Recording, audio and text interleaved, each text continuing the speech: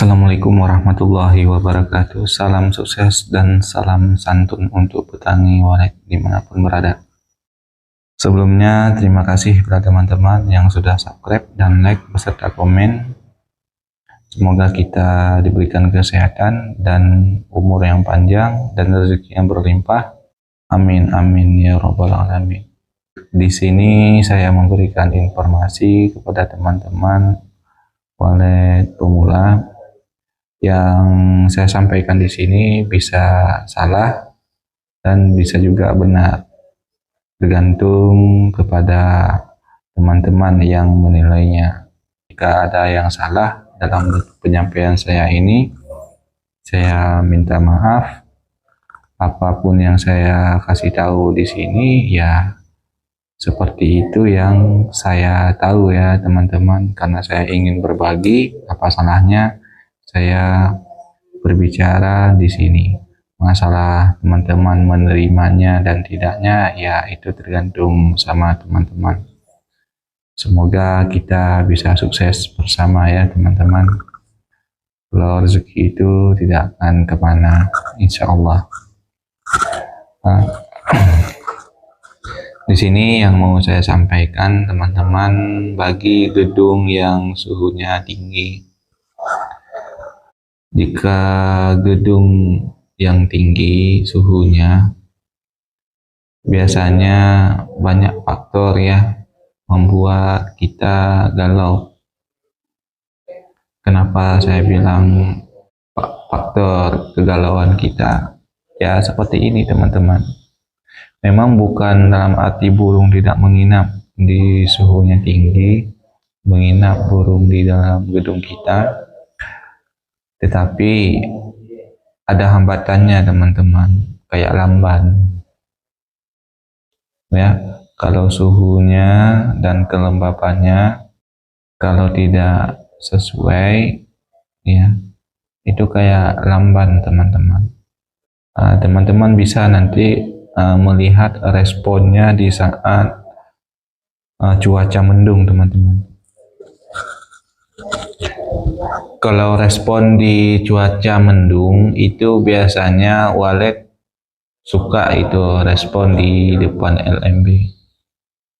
Sekali dia masuk keluar terus masuk lagi sampai tembus di dalam inap. Begitu juga burung-burung yang lain ikut juga masuk. Waktu masuk itu teman-teman dia sambil beradaptasi di gedung kita. Ketika beradaptasi di gedung kita, kalau merasa nyaman ya menginap. Biasanya kalau suhu yang tinggi di gedung kita di saat musim hujan ya, itu biasanya walet sering bertambah di gedung yang suhunya tinggi.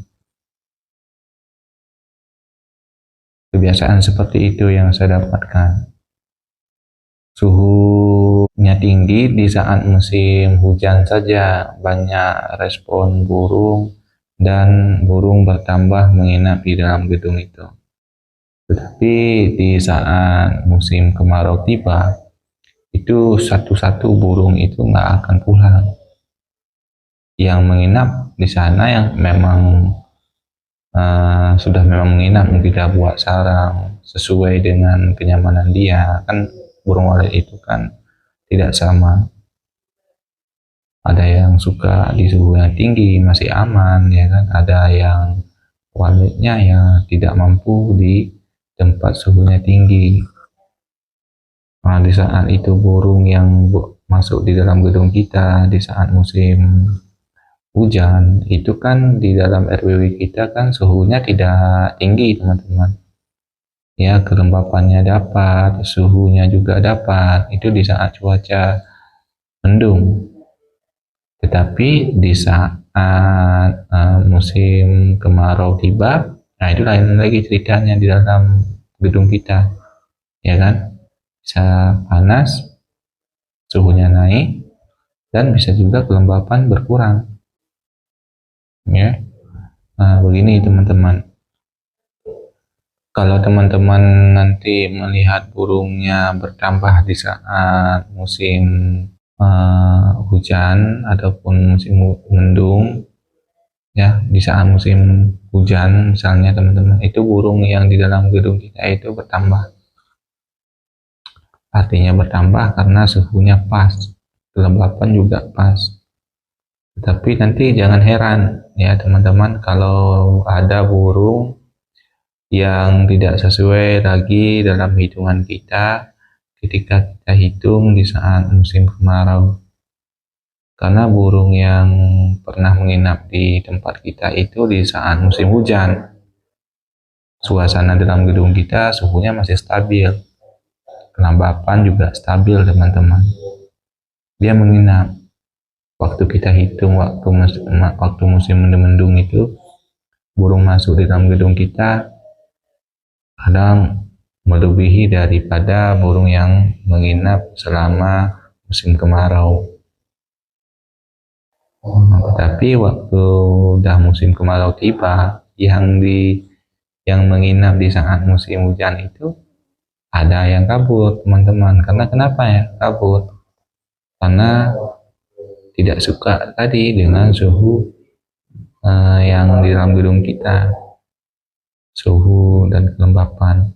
Ini yang kita ceritakan ini kalau tata ruang sudah pas nih teman-teman, ya kan? Cuman kekurangan hanya di suhu dan kelembapan. Nah, berarti salah satunya ya seperti itu. Kalau tata ruangnya pas, tetapi suhunya tinggi, kelembapannya kurang, burung yang menginap di dalam gedung kita di saat musim hujan itu bertambah. Tetapi di saat musim kemarau itu tidak ada lagi seperti yang kita hitung di saat musim hujan. Bukan dalam arti tata ruang kita salah teman-teman, tetapi yang harus kita perbaiki yaitu suhu dan kelembapan. Bukan dalam arti gedung kita kurang bagus ataupun kecil ataupun secara volume kurang pas. Bukan teman-teman, itu karena efek dari suhu. Kalau suhunya pas, kelembapannya pas, ya kan, insya Allah itu walaupun kecil gedung kita pasti akan menginap. Yang penting suhu dan kelembapan itu kuncinya. Petani walet bukan tidak tahu masalah suhu dan kelembapan. Iya, saya tahu kelembapan dan suhu itu sangat dibutuhkan untuk menginapkan walet dan untuk menambah populasi di dalam gedung kita. Tetapi petani walet hanya sekedar tahu saja, tetapi tidak mau melakukan dan membenahi apa yang harus dilakukan untuk menurunkan suhu dan menaikkan kelembapan. Kalau hanya tahu-tahu saja tanpa kita melakukan membenahi apa yang kurang, ya begitu-begitu saja, sangat lamban teman-teman. Padahalnya burung walet yang sudah menginap di tempat kita itu ya, harus kita pertahankan sebetulnya. Jangan tidak menginap lagi di RPW kita, malah mencari di tempat gedung yang suhunya lebih bagus daripada gedung kita. Nah, begitu teman-teman. Waktu hitung di saat musim hujan bertambah, ya di saat musim kemarau sudah berkurang burungnya, burung walet. Ya, karena tadi teman-teman suhu dan kelembapan.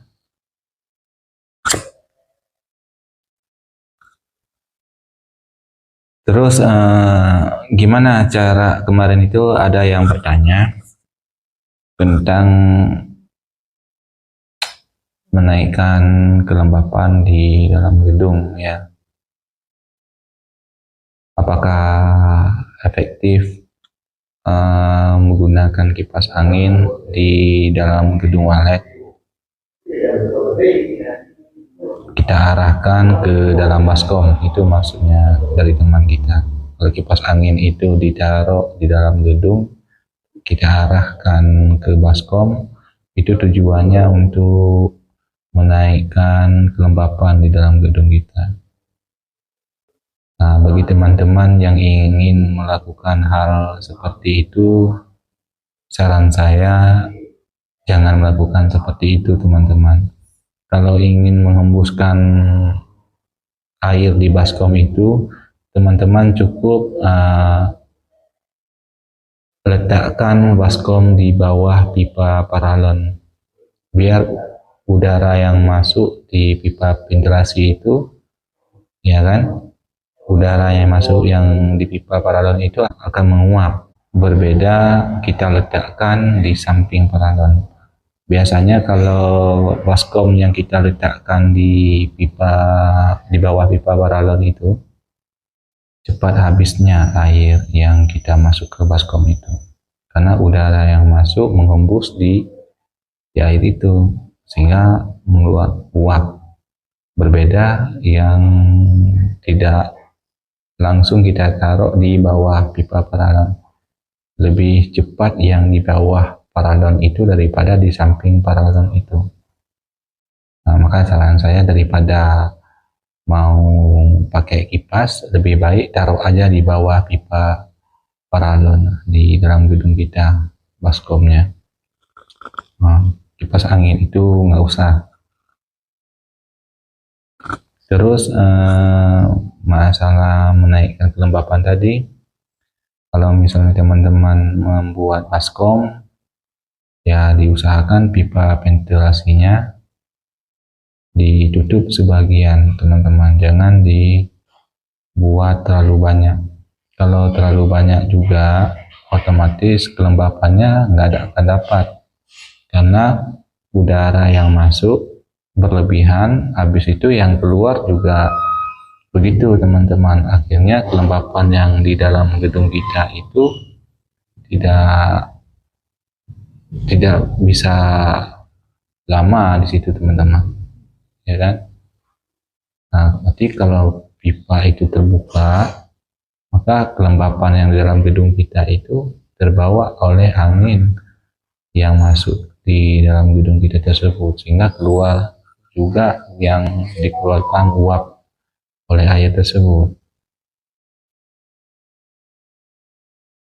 Nah, makanya teman-teman jangan membuka pipa paralon secara berlebihan.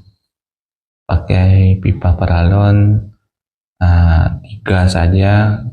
Kalau nggak mau 3, 2 juga boleh, antara jarak 3 meter 3 meter, ya kan. Kalau misalnya kelembapan juga kurang, misalnya kita membuka pipa paralonnya 3, jarak 3 meter, kita buka pipa 3, kurang kelembapannya, boleh kita tutup sebagian, ya kan. Berarti nanti kita kurangin 1 kah, kita tutup.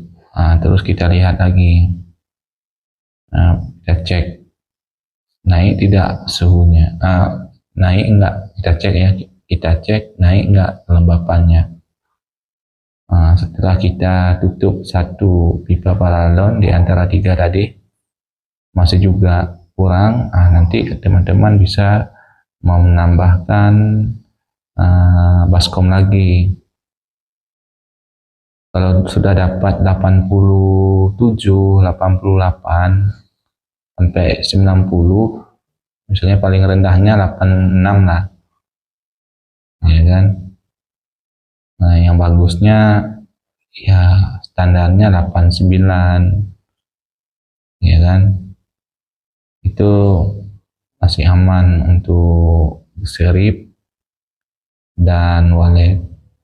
Pokoknya jangan di bawah 80 ya, diusahakan di atas 80 kelembapannya biar walet aman. Kalau misalnya nggak dapat juga kelembapannya 89, 87, itu kita cukup mencari 87 saja. ya kan. Kalau lebih daripada itu lebih bagus, tapi hati-hati teman-teman dengan serip yang ada di dalam gedung kita. Jangan sempat gara-gara kita mengejar kelembapan di dalam gedung, akhirnya serip terjamur, sama saja nggak ada artinya. Lebih baik ya dijaga ya teman-teman kelembapannya, jangan berlebih. Terus bagi yang berjamur ini seripnya diusahakan pipa ventilasinya itu dibuka aja sebagian. Jangan tumbuh jamur di dalam gedung kita. Sering kita oleskan obat jamur di serip, tapi juga tumbuh lagi jamurnya, ya kan. Itu teman-teman bisa buka pipa ventilasinya sebagian. Daripada berjamur itu serip, lebih baik kita buka pipa ventilasi sebagian, tapi jangan terlalu banyak.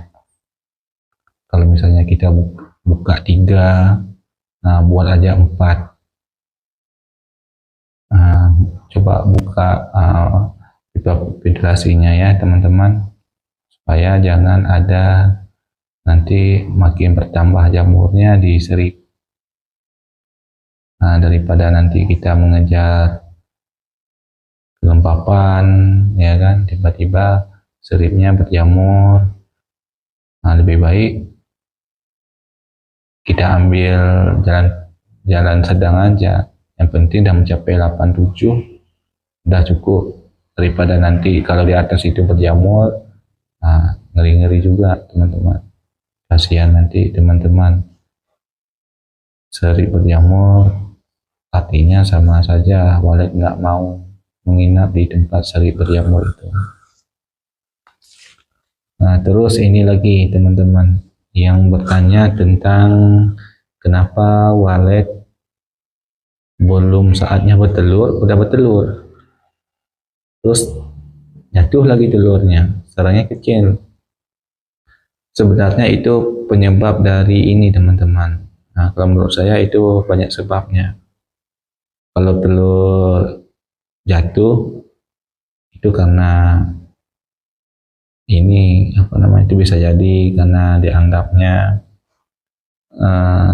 oleh walet kurang bagus telurnya, itu bisa jadi. Terus sifat walet teman-teman kan udah tahu, sifatnya kan berkoloni nih, ya kan. Lebih dari dua ekor di dalam gedung kita itu mereka berdekatan itu. Di saat teman terbang bisa jadi kena sayap dari burung itu sendiri, bisa juga jatuh ya teman-teman, karena ada sifat mengganggu sesama burung itu, ada itu kalau saya lihat itu. Di saat seperti itu karena sarangnya belum sempurna, itu bisa juga jatuh ya teman-teman. Biasanya di kotak nasi itu, kalau saya dapat kemarin itu di kotak nasi ya, di kotak nasi itu kalau kita lihat itu asal buat saja itu burung di styrofoam nasi itu, di kotak nasi itu ya teman-teman. Itu cuma dipoles dikit aja udah langsung bertelur. Pernah saya dapatkan juga kemarin itu telurnya itu lengket di situ, ikut lengket dengan sarangnya, nggak jadi sarangnya, nggak jadi, telurnya pun tidak netas. Ada seperti itu. Terus karena kecil sarangnya, anakan walet yang baru belajar buat sarang, itu bisa saja teman-teman ya. Kalau sarangnya tadi kecil, habis itu tiba-tiba jatuh, ya kan, karena sebab kecil dibuat sarangnya tadi tidak sempurna, ya kan. Itu karena anakan walet belajar membuat sarang, sudah masa birahi, sudah masuk masa kawin, anakan walek awal dan perdana, itu yang perdana dia buat sarang. Wajar kalau misalnya kecil dan telurnya sering jatuh. Nah, ini juga ada teman-teman. Mungkin bisa jadi juga ini indukan juga bisa seperti itu teman-teman, ya kan? Karena begini, kalau cuacanya panas, pakan juga susah didapatkan oleh walek. Nah, kita pikirkan saja, bisa jadi itu mungkin karena indukannya tadi kan kurangnya pakan yang dia dapat, ya kan? Ketika dia mengeluarkan air liurnya, ditambah lagi kelembapannya rendah, ya seperti itu, tidak sempurna. Kalau misalnya gedung itu suhunya pas, kelembapannya pas, ya permasalahannya tadi ya seperti itu.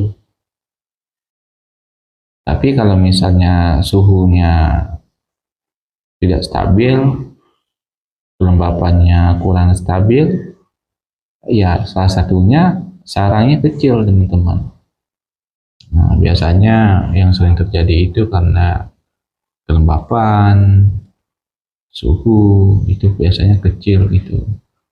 Terus anakan yang baru belajar buat sarang. Semoga apa yang saya sampaikan ini bisa bermanfaat bagi teman-teman. Saya akhiri, assalamualaikum warahmatullahi wabarakatuh.